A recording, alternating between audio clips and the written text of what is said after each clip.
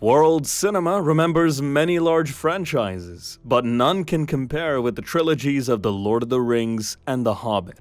Being adaptations of J.R.R. Tolkien's works, these 6 films are considered the foundation of the fantasy genre.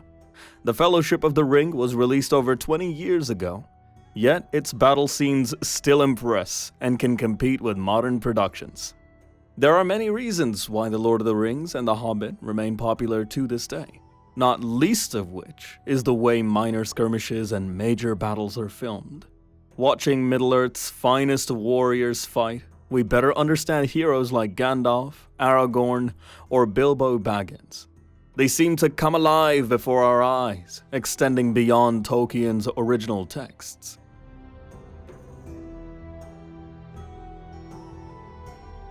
Number 10. Skirmish at Weathertop.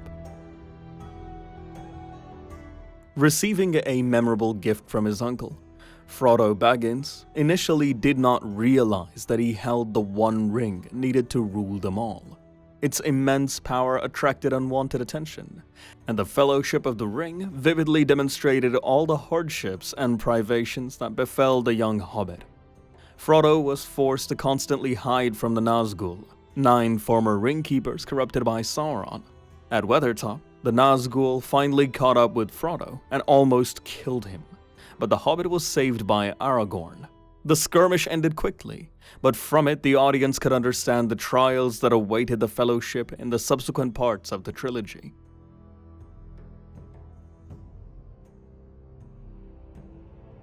Number 9. Siege of Badur.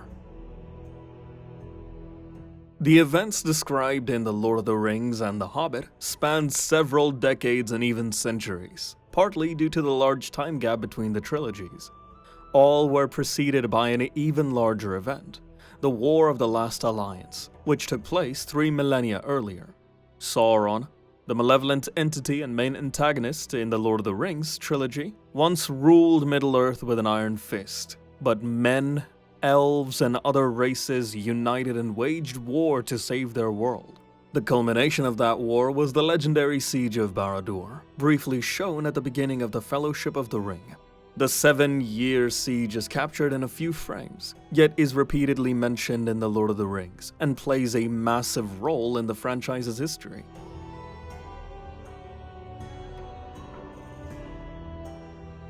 Number 8.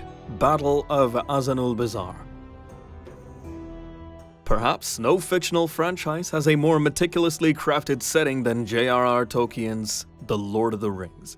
Every character, state, or location has a detailed backstory, but for the sake of time, much of this history is not represented in the cinematic adaptation.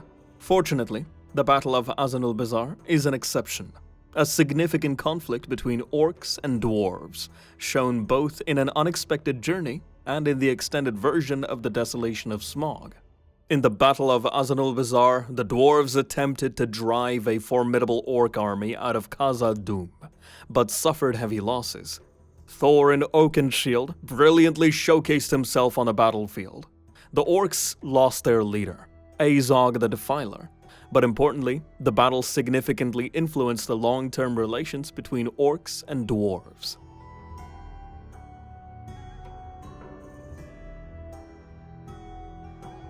Number 7. Battle of Osgiliath. Almost all battles in The Lord of the Rings fit within one film. An important exception to this rule is the Battle of Osgiliath, shown in both The Two Towers and The Return of the King. Interestingly, the scale of the Battle of Osgiliath in the films is smaller than in the books, making the orcs' victory over Gondor seem less significant.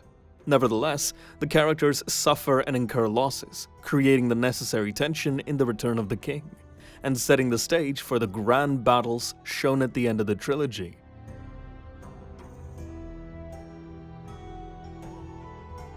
Number 6. Battle of the Five Armies. Of course, The Hobbit doesn't have the same epic scope as The Lord of the Rings, but it still features significant battles that can compete with those from the original trilogy.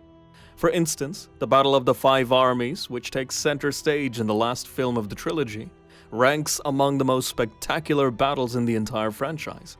The fearsome dragon, Smaug, is dead, leaving behind unimaginable treasures, and all 5 armies are determined to claim them. The conflict involves 5 parties, each with its own interests. The plot, developed over the course of the previous 2 films, forces the audience to keep track of numerous characters.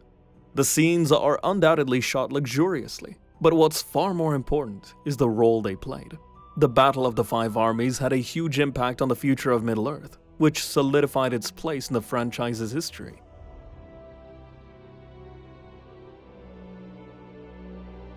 Number 5. Skirmish at Aan Hen. Although Frodo Baggins belonged to the Baggins family, he hardly expected the ring to cause him so much trouble. In the Fellowship of the Ring, Frodo realized that the conflict he was embroiled in was far greater than anything the Shire had ever seen. Ultimately, Frodo and his allies from the Fellowship found themselves in Gondor, at a small hill called Aan Hen. There, they were attacked by Uruk-hai, especially large and dangerous orcs. The Uruk-hai killed Boromir and captured Merry and Pippin. The skirmish at Aan Hen was brief, yet it was as significant as any other battle in The Lord of the Rings. It revealed the fates of the Fellowship's members, making it an unforgettable part of the first installment of the trilogy.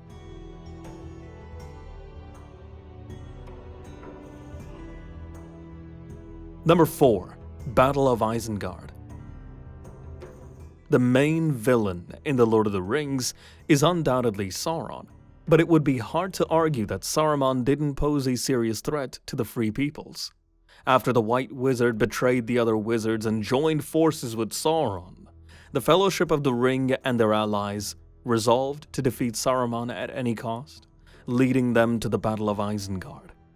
The battle involved Ents, tree-like creatures of monstrous strength, and Saruman's fortress ultimately fell. The wizard retained some of his power, so the heroes could not kill him personally. Nevertheless, Saruman's defeat dealt a devastating blow to Sauron's army, and shifted the balance of power in favor of the Free Peoples.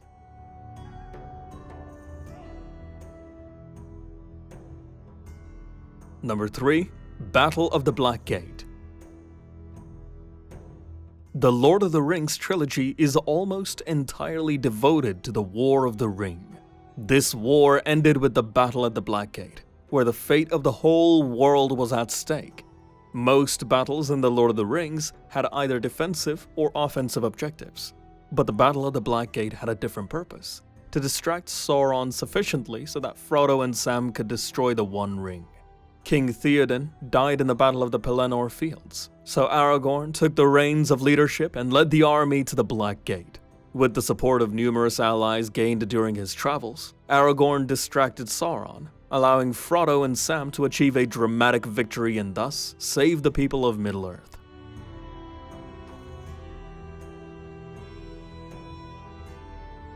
Number 2. Battle of the Pelennor Fields. In the Third Age of Middle-earth's history, there is no larger battle than the Battle of the Pelennor Fields.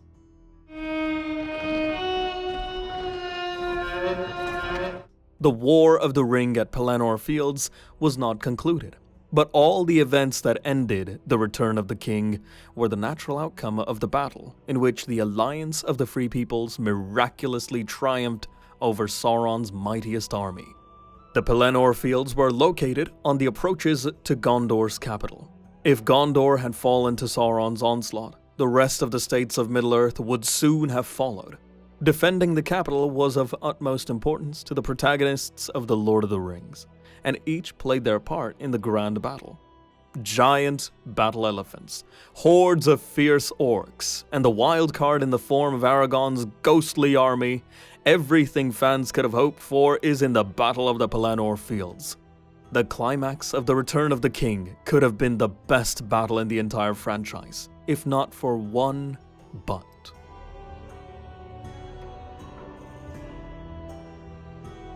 Number 1. Battle of Helms Deep. The War of the Ring, in which the heroes fought against the vile Sauron, truly began in the Two Towers. The White Wizard Saruman turned against the Free Peoples and attempted to storm the fortress of Hornburg, where the main heroes took refuge. The Lord of the Rings trilogy was released 20 years ago, but remains one of the most popular fantasy franchises, largely thanks to the Battle of Helm's Deep. Perhaps no battle in movie history has been as dynamic, well scripted, and thoughtfully executed. This is equally due to J.R.R. Tolkien's original story and Peter Jackson's creative vision.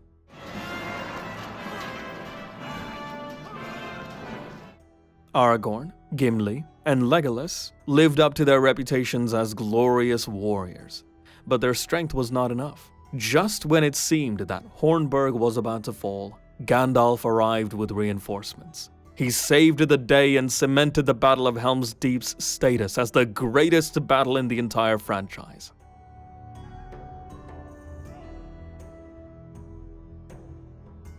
And that's all from me. If you liked this video, don't forget to rate it, subscribe to the channel, and hit the bell icon. Your activity is the best reward for me.